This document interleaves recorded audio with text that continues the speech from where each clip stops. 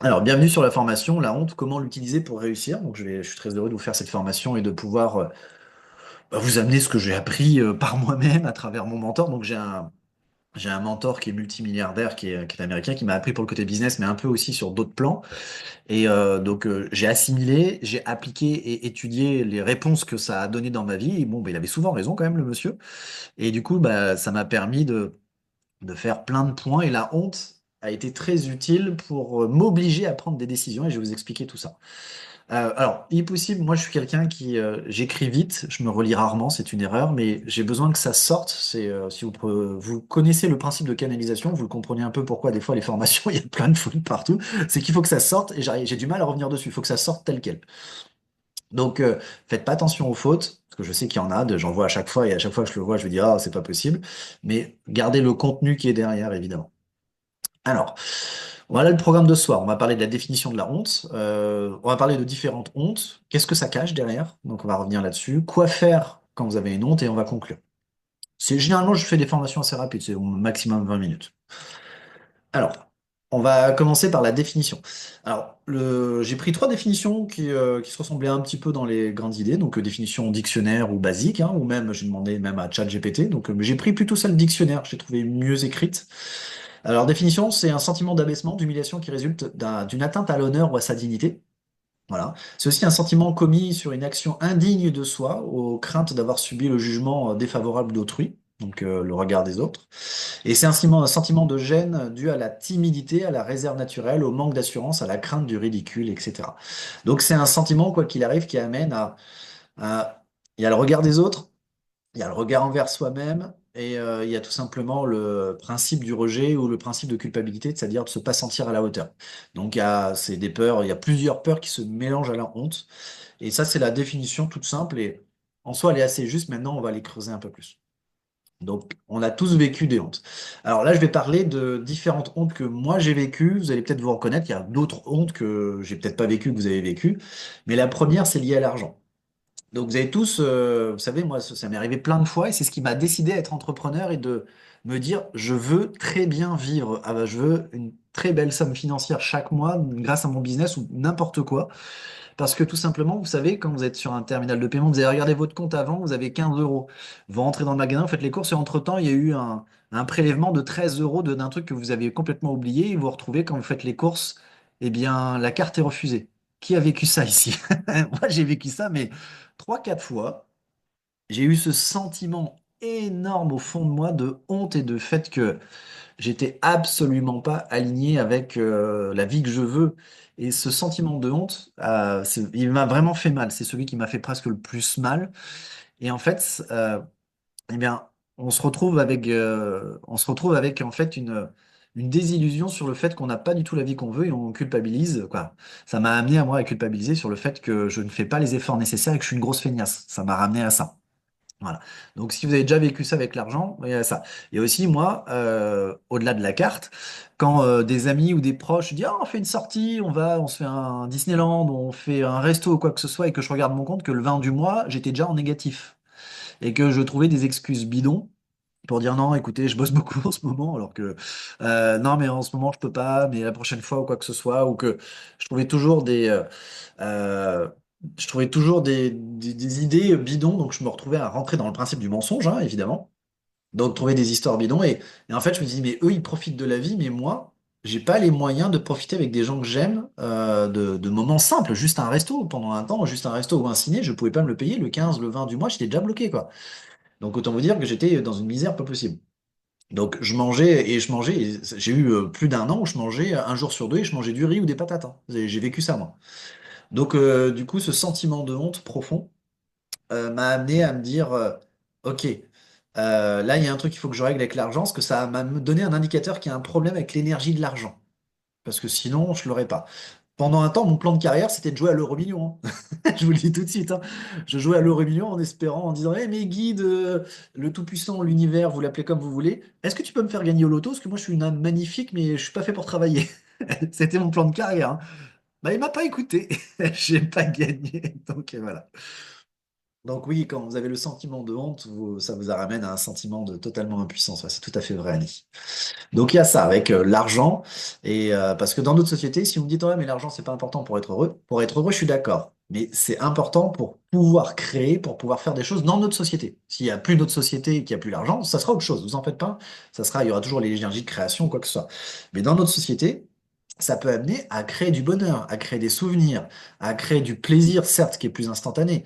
Donc, oui, l'argent n'est pas une construction d'être heureux, mais c'est une construction de bonheur et de plaisir et de possibilités créatives. Donc ça, si vous acceptez pas ça, vous refusez l'argent, vous n'aurez pas d'argent. Donc il faut accepter que l'argent, ça peut aider. Ce que j'ai appris aussi grâce à la honte, il ne faut pas avoir peur de l'argent. Parce que plus vous en avez peur, plus vous la faites fuir. Il faut aimer l'argent pour ce que ça peut aider à faire, et non aimer l'argent pour avoir de l'argent. Ça s'appelle la folie. Donc très important de comprendre aussi, grâce à ce sentiment de honte, ce qu'il y a derrière. Donc là, je parle en l'occurrence de l'argent. Autre honte que j'ai vue avec des rendez-vous galants. Alors moi, je suis le plus mauvais des personnes. Ça fait 8 ans que je suis... Alors, j'ai eu des mini-couples, mais ça fait 8 ans que je suis plus célibataire. J'ai eu 3 couples de 3 4 mois, pour vous dire. J'ai eu un gros blocage là-dessus. Parce que je suis un vrai gentil, vous savez, celui qui se fait toujours en mode friend zone. Je suis un vrai, vrai de vrai, moi. Et du coup, c'était même ma malédiction. Bon, ça a un peu changé parce que j'ai travaillé sur moi, mais en fait, à chaque fois que j'avais une femme avec qui je m'attirais, que j'étais très attiré, et que ça semblait être réciproque, euh, bah, je me suis retrouvé avec des espèces de gamelles et j'ai eu honte de moi sur le fait que je la voyais partir avec des hommes qui, bah, est-ce que ça lui correspondait plus ou pas? Je sais pas, c'est propre à elle, c'est aussi son parcours à elle. Mais quand je voyais où elle partait, je me disais, hop. Et ça m'a amené une honte personnelle, donc la honte quand face aux gens, face aux rencontres. Donc là, on a souvent, on va regarder, bah là, il y a une petite faute. Vous savez, vous avez cette perte de contrôle. Vous avez l'impression que vous avez fait une connerie. Vous avez l'impression que il y a quelque chose qui vous dépasse et que vous êtes nul, mais nul à chier, quoi. Vous vous rendez compte de ça et en fait, ça amène un sentiment de honte que vous valez pas le coup, quoi. Une vraie culpabilisation, que vous valez rien. Et ça, bah, ça m'a amené à me poser des questions très profondes, de me dire, OK, qu'est-ce que je dois être pour avoir plus confiance en moi et plus de charisme? Au lieu de m'enfoncer, parce que la honte peut aussi, vous avez aussi le choix de vous enfoncer totalement et de creuser encore plus votre trou au lieu de vous dire, bon, je vais l'utiliser comme ressort parce que ça va pas le faire sinon. Donc les rendez-vous galants, et ça amène là, dans les rendez-vous galants, c'est le regard sur vous, votre estime de vous. Donc ça peut impacter votre estime de vous.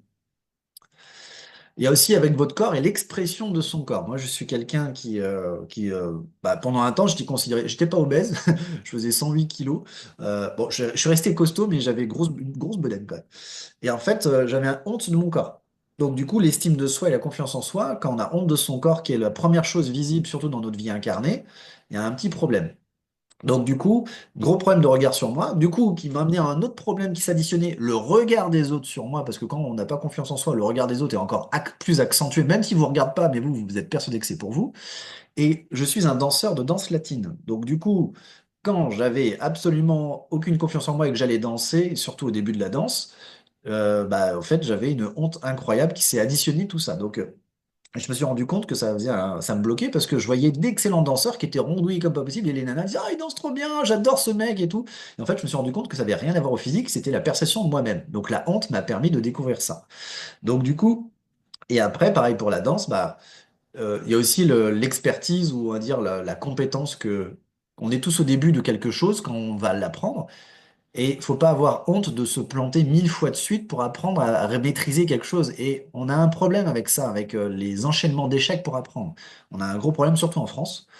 Donc du coup, et même quand les thérapeutes, par exemple les énergéticiens ou les hypnothérapeutes ou quoi que ce soit, vous allez vous planter. Vous n'êtes pas parfait en tant qu'énergéticien. Vous allez vous planter, vous allez oublier quelque chose, vous allez peut-être activer un truc inattendu qu'il faudra un peu résoudre derrière. Et c'est normal.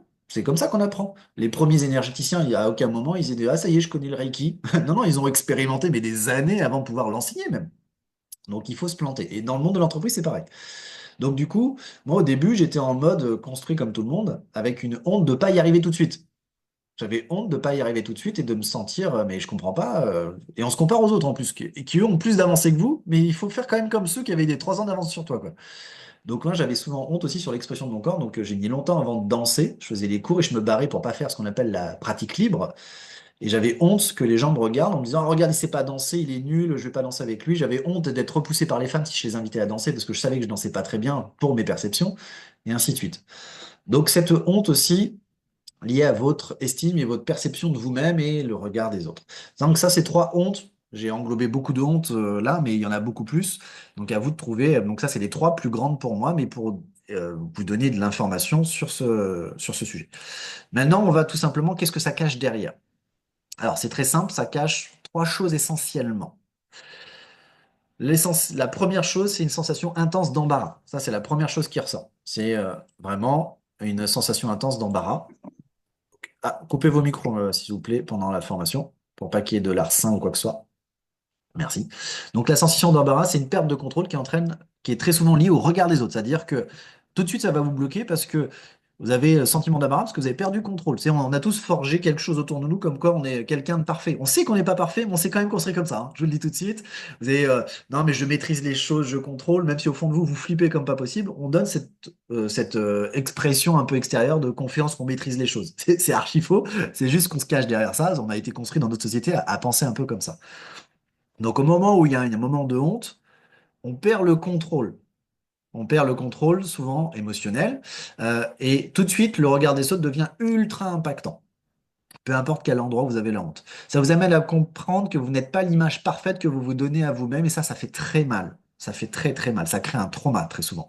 Donc vous essayez de garder en vous-même, même si personne n'est parfait, mais vous savez que personne n'est parfait, mais ça vous fait mal. Donc c'est la première, c'est la sensation intense d'embarras qui ramène complètement le regard des autres. C'est ça, c'est le premier qui apparaît. Le deuxième qui apparaît, qui peut être un peu, il n'est pas toujours instantané le deuxième, mais le deuxième qui apparaît, c'est la culpabilité. Et lui, c'est lui qui peut vous détruire. Parce que le sentiment d'embarras, cette honte passagère par rapport au fait que vous avez perdu contrôle, surtout quand les gens vous voient ou le voient que vous avez, il peut être passager et après vous rebondissez, vous dites bon bah ouais c'est passé et c'est lui à la limite plus tard il peut vous faire rire et ça peut devenir une anecdote. Par contre, celui-là, là, le deuxième, lui, il peut détruire n'importe qui. Dans ce sentiment de honte, quand arrive la culpabilité, il faut faire très attention. Donc, vous avez pendant ce sentiment de honte que vous n'avez absolument pas la maîtrise sur un élément que vous estimez important, sinon vous n'aurez pas cette réaction émotionnelle. Donc, c'est-à-dire que votre honte détermine aussi que ça, c'est très important pour vous et que vous apprenez que vous ne le maîtrisez pas. L'argent, le regard des autres, l'expression du corps, ce que vous voulez. Et dans votre vie, bah, vous découvrez grâce à ces hontes que vous vous mentez, que vous avez un déni dessus. Donc ça, c'est important à tout de suite le capter. Ce qui n'est pas toujours évident, parce que très souvent, qu'est-ce qu'on fait? On va creuser encore plus profond pour surtout pas qu'on le voit encore plus. Parce qu'on se dit, attends, ce sentiment ultra traumatisant, je vais le refouler encore plus loin. Et à cause de la culpabilité, au lieu de s'ouvrir à se dire, ok, bah, je vais rebondir parce que derrière, ça va m'aider à grandir, on va creuser encore plus profond, ce qui fait que plus on creuse profond, à un moment, on peut plus remonter. Et du coup, il y a beaucoup de gens qui passent à côté de plein de projets, de plein de choses qu'ils devraient réaliser dans cette vie, mais qui vont pas faire. Et le sentiment de honte peut contribuer à vous creuser ce fossé encore plus profond. Donc, lorsqu'une personne perçoit qu'elle a échoué ou transgressé les normes sociales ou ses propres valeurs, elle peut se détruire. Parce que pourquoi qu'on a échoué ou transgressé les normes sociales? Parce que nous sommes, que vous le vouliez ou non, l'humain est communautaire. S'il n'est plus accepté par la communauté, sauf s'il est fort mentalement, dans ce cas, il peut limite créer sa communauté, mais s'il n'est pas fort mentalement à accepter d'être en dehors d'une communauté ou quoi que ce soit, il y a des gens qui se foutent en l'air parce qu'ils sont plus acceptés. Faut comprendre ça.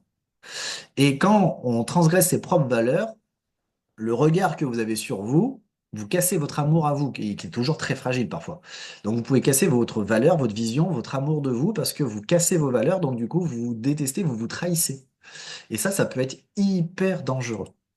Donc, quand vous avez un sentiment de honte, ne partez pas sur la culpabilité à creuser encore plus votre trou. Vivez ce moment traumatique émotionnel qui est chiant, faut le vivre, faut l'évacuer, ça c'est clair. Par contre, ce qu'il faut faire, c'est tout de suite rebondir, ok, qu'est-ce que ça me montre d'avoir ce sentiment de honte par rapport à ce sujet-là, l'expression corporelle, l'argent, ce que vous voulez. Il faut que vous rebondissiez pour vous dire, et après je vais vous donner la suite. Et ce qui arrive en troisième, qui est un peu dans les trois premiers, dans les deux premiers, c'est de comprendre que vous êtes vulnérable, que vous êtes beaucoup plus vulnérable que vous le pensez, que vous avez créé votre magnifique carapace, mais que votre carapace, ça peut tomber en un petit coup tout bête, hein, bien placé, hein. Donc vous êtes vulnérable, c'est ni bien ni mal, mais beaucoup n'acceptent pas leur vulnérabilité. Ah non, moi je suis fort, je suis balèze, homme ou femme, hein. Et en fait, vous êtes vulnérable, faut l'accepter. Et en fait, quand on accepte notre vulnérabilité et qu'on travaille dessus, en fait, on devient invulnérable. Mais au tout début, on est tous vulnérables. C'est normal. On est des êtres qui, vous tombez d'un toit de 15 mètres, il y a de grandes chances que vous y restez, hein. Vous êtes vulnérable, hein. Physiquement, vous n'allez pas survivre, hein. Ou alors vous allez survivre, mais il y aura des séquelles. Donc, on est tous vulnérables, on est tous à un claquement de doigts de disparaître, on est tous à un claquement de doigts de devenir la meilleure personne de nous-mêmes, d'avoir une entreprise florissante et à un claquement de doigts de s'enfoncer et de tout échouer dans cette vie. Vous êtes à un claquement de doigts de tout si vous faites attention, aux choix que vous faites. Donc, c'est ça qui est important. Donc c'est aussi désagréable de se rendre compte que notre carapace qu'on pensait solide, bah des fois elle n'est pas si solide que ça. Donc ce côté vulnérable, ça pique plus l'ego, hein. Ça pique plus un peu l'image. C'est pas le plus important. Vraiment le deuxième, c'est le plus important. Maintenant voilà. Qu'est-ce qui se passe une fois que vous avez vécu un peu ces trois stades, l'embarras, la culpabilité qui arrive et bon, compréhension que vous êtes vulnérable. Donc, on va parler surtout de la deuxième. Il faut que vous fassiez une promesse. C'est-à-dire qu'au moment où vous avez ce sentiment de honte profond qui crée un lien traumatique, la meilleure réponse pour évacuer ce lien traumatique, c'est que vous devez vous promettre de ne plus jamais vivre ça. Pas juste, je vais éviter. C'est de plus jamais vivre ça en faisant les actions nécessaires que ça n'arrive jamais. Plus jamais. Donc, je vous explique. J'ai vécu trois hontes successives sur le fait que je faisais mes courses et ma carte était bloquée parce que le temps des courses, j'ai eu un prélèvement que j'avais complètement oublié, quoi, totalement de ma faute. Et j'avais fait des fois des gros caddies. Et il y avait beaucoup de gens derrière. Et la caissière, limite même, m'avait un peu incriminé en mode je foutais le bordel et que si on n'a pas de sous, faut pas faire les courses. Donc j'ai eu la totale sur plusieurs fois. Et en fait, c'était il y a quelques années, ça. Et en fait, tout simplement, j'ai tellement eu honte que je suis parti. Je dis, non, j'ai menti. Je suis quelqu'un qui ne supporte pas de mentir. Mais quand on est dans des refoulements, on se retrouve à mentir. Donc, je me détruis deux fois plus parce que quand on se ment à soi-même, c'est encore pire. Et du coup, j'ai dit, ah, non, non, mais j'ai oublié ma carte, j'y vais. Je suis jamais revenu, évidemment. Voilà. Et en fait, je me suis promis dans la voiture, j'en ai même pleuré une fois, je me rappelle. Je me suis promis que je ferais les actions nécessaires cette fois-ci, sans aucune fainéantise, sans aucune procrastination, pour que sur mon compte en banque, quand je fais mes courses, il y ait toujours 10 fois plus que ce qu'il faut pour faire mon caddie. Et vous savez quoi, ça s'est pas fait du jour au lendemain. Mais par contre, cette promesse qui m'a tellement touché dans mon cœur et mon ego en même temps, mais plus mon cœur, que je veux cette vie à ne pas réfléchir quand je fais mes courses, à regarder mes comptes le 15 du mois. Eh bien, tout simplement, ça m'a engagé sur à peu près 2 ans et demi avant que mon entreprise devienne tellement pérenne que maintenant, je vais faire mes courses, mais je prends ce que je veux, je fais un caddie de 400 balles, je le paye, mais je suis tranquille, quoi. Mais ça, vous me dites ça 5 ans en arrière, c'était pas faisable. Par contre, c'est 2 ans et demi de travail. Mais c'est cette honte qui m'a amené à me dire plus aucune fainéantise pour mon entreprise ou pour trouver une solution à avoir la vie financière idéale. Et c'est une honte qui m'a déclenché ça. Donc la honte peut être un excellent déclencheur parce que quand on est dans ce sentiment de honte, on prend des vraies décisions émotionnelles et profondes. Parce que les vraies décisions, c'est pas juste intellectuel, c'est émotionnel profond, intellectuel et émotionnel. Et du coup, bah derrière, j'ai bossé mais comme un taré. Et du coup, j'ai rendu compte que bah ok, je vais accepter de manger pendant un an du riz et des patates un jour sur deux. Et qu'à un moment, j'ai commencé à faire un peu mieux mes caddies, que j'ai commencé à remplir mon frigo et que j'ai commencé à me dire, eh ben, attends, j'ai 3 000 € d'avance sur ce mois, qu'est-ce qui se passe? Et ah bah ok, bah je les mets de côté, et bah du coup, bah j'ai mon caddie d'avance, hein, 10 fois d'avance, je suis bien. Mais ça m'a mis 2 ans et demi. Il n'y a rien qui se fait en instantané. Si les gens vous font croire qu'on peut réussir en 15 jours et devenir gagner 10 000 € par mois en 15 jours, on vous ment, hein, je vous le dis tout de suite. Toute réussite met du temps. Et le temps, il n'y a pas de vrai temps parce que c'est propre au départ de chacun. Il y en a qui, dans leur vie, départent à moins 50 000 et d'autres qui partent à plus 10 000. Il y a des faits de vie, des trucs physiques, psychologiques, et au fait que vos parents ont été entrepreneurs, ou vos parents ont toujours été salariés ou RSA, vous n'avez pas le même départ et la vision de l'argent et la vision de la réussite, hein, ça c'est clair. Donc il y a d'autres choses à déconstruire, reconstruire, et pour certains, il faut plus de temps que d'autres. Donc il n'y a pas de temps, c'est propre à chacun. Quand vous voyez quelqu'un avoir une vraie réussite rapide, quand vous regardez son schéma familial ou ses bases ou comment il a aligné les choses, en fait, vous dites, en fait, il a réussi avec ses dernières années, avec tout ce qu'il a aligné. Et dans ce business, c'est allé vite, mais en fait, c'est un alignement de plusieurs années avant. Donc, ne soyez pas trompés par les fausses histoires des gens. Donc, quand vous faites une promesse, il faut faire acte de décision. Donc derrière, il faut à ce moment précis, très souvent on conseille de le noter, de l'écrire et de vous le placarder à un endroit où vous le voyez tous les jours. En gros, votre mur qui est devant votre ordinateur où vous bossez, ou l'endroit où vous voyez le plus souvent possible quelque chose dans votre maison. Donc ça peut être les toilettes, ça peut être votre plafond de salle de bain, ça peut être le plafond de votre chambre, mais un endroit où vous notez le jour et la date et dites voilà, j'ai eu cette honte-là, plus jamais. notez-le et regardez-le pour vous bien vous rappeler que là, il faut se bouger le cul, quoi. Et si vous ne le faites pas, je peux rien pour vous. Donc c'est une ouverture, quand pendant ce moment donc, il y a une ouverture très spéciale que personne ne prend, c'est une prise de décision réelle. C'est une ouverture très spéciale de prise de décision réelle, parce que vous avez vécu un traumatisme émotionnel qui a fait effondrer l'espace d'un instant tout ce que vous avez construit. Vous êtes face à votre vrai vous qui est en compréhension que il fait pas ce qu'il faut pour avoir la vie idéale qu'il aimerait avoir. Vous êtes face à cette personne-là. Donc l'espace d'un instant, vous pouvez vous montrer la vérité à vous-même. Donc ça peut vous enlever de votre confiance et creuser votre trou si vous ne captez pas ça tout de suite. Donc le fait de faire cette formation, vous pouvez le conscientiser derrière et réagir.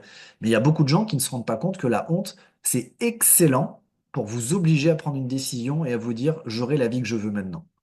Et il y en a plein qui, oh, j'ai eu honte, bah, je vais l'enfouir encore plus profond, je vais creuser encore plus profond. Et plus vous creusez, à un moment, vous remontez pas. La conclusion est très simple.